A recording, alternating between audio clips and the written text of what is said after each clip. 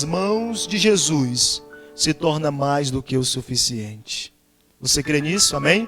Vou repetir, aquilo que não é o bastante para você, nas mãos de Jesus, se torna mais do que o suficiente. Aqui no Evangelho de João, capítulo 6, nós vemos um dos maiores milagres registrados nos 4 evangelhos. Esse milagre fala da multiplicação dos pães e dos peixes. Este era o momento onde Jesus estava querendo passar um pouquinho sozinho. João Batista havia morrido, ele se retirou para o deserto. Mas depois que ele atravessa o mar de Tiberíades, quando ele chega do outro lado, o que é que aguardava ele? Uma grande multidão. Jesus estava querendo passar um pouquinho de tempo só, um pouquinho a sós, para orar. Mas quando chega lá aquela multidão, e outro evangelho diz que quando Jesus olha para a multidão, ele se compadeceu. Olha que maravilha, ele teve compaixão. Porque já estava escurecendo. Se aquele povo fosse para casa indo, muitos iriam morrer no meio da caminhada. Ei, no meio daquela multidão havia várias pessoas famintas, doentes, pessoas que estavam precisando de um milagre, pessoas que estavam precisando de algo extraordinário na sua vida. Mas uma coisa era necessário naquele momento: saciar a sua fome.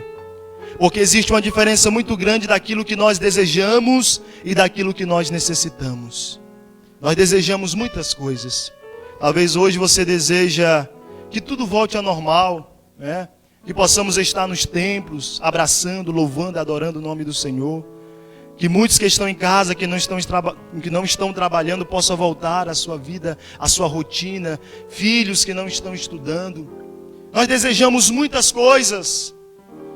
Mas Deus, Ele é tão maravilhoso, irmãos, que Ele nos dá aquilo que nós necessitamos. Aquelas pessoas que estavam ali, havia várias necessidades, havia vários desejos, mas Jesus queria saciar a fome daquela multidão. Quando Ele olha para a multidão, que Ele diz: aonde compraremos pão para estes comerem? Porque ali, irmãos, havia mais de 5.000 homens.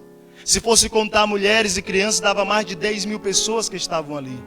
Quase 15.000 pessoas, era muita gente. E Filipe diz: mas Jesus, nem o pão que a gente possa comprar o mais próximo possível vai poder saciar a fome de toda essa gente, porque é muita gente. Para os discípulos era melhor dispensar, deixar com que aquele povo fosse embora. Para os discípulos era melhor que aquele povo não estivesse ali, deixasse Jesus sozinho. Mas Jesus não dispensou aquele povo de qualquer forma. Sabe por quê? Porque Jesus, Ele sabe todas as nossas necessidades. E Ele não vai te dar aquilo que você deseja, mas Ele vai te dar aquilo que você necessita. O que é que você necessita nesse momento? Se você quer alegria, paz, ânimo, força espiritual, o que é que você necessita nesse instante? Ele sabe tudo. Ele sabe tudo. Dobre os seus joelhos na presença do Senhor e fale para Ele. Mas Ele vai responder no momento certo, na hora certa, do jeito dEle. Quando Jesus olhou para aquela multidão, Ele disse: eu não posso dispensar, eu não posso deixar esse povo ir embora com fome. Sabe por quê? Porque a visão do homem é diferente da visão de Deus. O que é que eles tinham ali? Primeiro, comece com aquilo que você tem. Chamaram o menino, e o menino tinha apenas 5 pães e 2 peixinhos. Pastor, o que é que eu faço para usufruir? O que é que eu faço para ver grandes milagres de Deus na minha vida? Para eu passar por essa tormenta, para eu passar por esta fase tão difícil? Ei, comece com o que você tem. O que é que tinha ali? 5 pães e 2 peixinhos. Que não era nada para algumas pessoas que estavam ali. Mas comece com o que você tem. A gente deseja muita coisa, mas o que é que você tem hoje? Olhe para o lado, olhe aí para quem está ao teu lado agora. Teu filho, a tua esposa, o teu lar, a tua casa. Ei, o lugar que Deus te deu. É isso aí, comece com o que você tem, é isto aí. Nesse tempo de quarentena, de isolamento, a gente começa a perceber e dar valor às coisas pequenas. A dar valor às coisas aleluia, que muitas vezes a gente não valorizava antes. Ei, comece com o que você tem. O que é que você tem? Pastor, meus filhos são assim, a minha esposa é assim, a minha casa é assim, o bairro que eu moro é assim. Ei, é aí que Deus vai te honrar. Comece com o que você tem. Foi aquilo que Deus colocou em tuas mãos. Segundo lugar, entregue aquilo que você tem. Os 5 pães e 2 peixinhos não era nada na mão dos discípulos. Eles ficaram sem direção, eles não sabiam o que fazer. Mas Jesus olhou para eles e disse: ei, coloca aqui na minha mão. Vocês não sabem o que fazer com esses 5 pães e 2 peixinhos, mas coloca aqui nas minhas mãos. Quando ele pega aquilo, ele levanta para cima e dá graças ao Senhor. Entregue aquilo que você tem. Entregue a tua família, a tua casa. Ei, a melhor oferta que Deus quer receber de cada um de nós é a nossa vida diante do altar de Deus. Não são coisas, não são negócios, porque tudo isso passa e a gente está percebendo isso nesses momentos. Jesus está falando contigo neste momento. Entrega aquilo que você tem ao Senhor. Entrega a tua vida diante do altar, como um vaso que se quebra na mão do oleiro. Deixa Ele fazer aquilo que Ele bem entender na sua vida. Comece com o que você tem. Entregue para o Senhor aquilo que você tem. Quando entregaram na mão do Senhor, Ele pegou aquilo ali e deu graças ao Senhor. Sabe qual era aquele pão? Pão de cevada. Era chamado de pão dos pobres daquela época. Era inferior ao pão de trigo. Um pão de cevada, irmãos, 5 pães de cevada e 2 peixinhos, 2 sardinhas, peixes pequenininhos, que ninguém valorizava para nada. Mas ali, quando colocaram na mão de Jesus, Ele levantou para cima. Ei, pegue tudo que você tem, coloque para cima. E comece a agradecer mais a Deus pelo que Ele tem feito na sua vida. Quando a gente aprender a agradecer mais ao Senhor por tudo que Ele tem feito, a gente vai começar a perceber o quanto Deus é maravilhoso, poderoso em nós. Sabe o que aconteceu? Ele deu uma ordem. Sabe qual é o terceiro ponto? Obedeça às ordens. Os homens sentam para o lado, as mulheres para o outro, e eles tiveram que sentar e esperar. Esperar o quê? Eles não sabiam, mas eles sentaram e esperaram. Esse é o momento de sentar e esperar o momento de Deus na sua vida. Esse é o momento de sentar e esperar coisas maravilhosas que vai acontecer na sua vida. Só que a gente é impaciente, irmãos.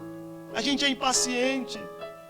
Quantas pessoas estão passando por este momento de depressão? Quantas pessoas estão agonizando? Pessoas que estão tristes, amarguradas por dentro nesse momento. E Deus está dizendo para você nesta noite: tenha paciência.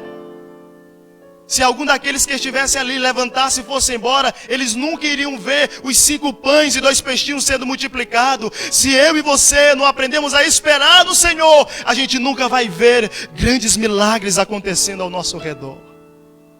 E é isso que Deus está falando para você nesta noite. Espere. Espere. Porque depois desse isolamento, depois desta quarentena, Deus tem coisas boas, maiores e melhores para o povo do Senhor. Primeiro, comece com o que você tem. Segundo, entregue o que você tem. Terceiro, obedeça às ordens. Espere, sente. Se Deus mandou parar, pare. Se Deus mandou falar, fale. Se Deus mandou se calar, se cale. Porque há tudo um tempo determinado. E por último, conserve os resultados. A bênção foi tão grande, irmãos, tão grande, que alimentou, Maestro Renilson, toda a multidão que ali estava. De uma tal forma que sobraram ainda 12 pães. Aliás, 12 cestos de pães. Saciou todos que sobrou. E é isso que Deus tem para nós, irmãos. Abundância. Deus tem abundância para nós. 12 cestos sobraram. Alimentaram a toda aquela mais de 10.000 pessoas. Imagine isso com 5 pães e 2 peixinhos. Ei, te prepare para conservar os resultados de tudo isso que nós estamos passando agora. Primeiro vem a fome. Aleluia, irmão Gleidson. Primeiro vem um aperto, amigo. Primeiro vem a angústia. Primeiro vem o medo. Mas depois da multiplicação, sabe o que é que vai vir? 12 pães cheios de bênçãos. 12 cestos de pães cheios de bênçãos para a tua vida, para a tua família, para a tua história. Sabe por quê? Porque Ele não desiste de você. Aleluia. Jesus poderia ter abandonado aquela multidão, mas ele não abandonou.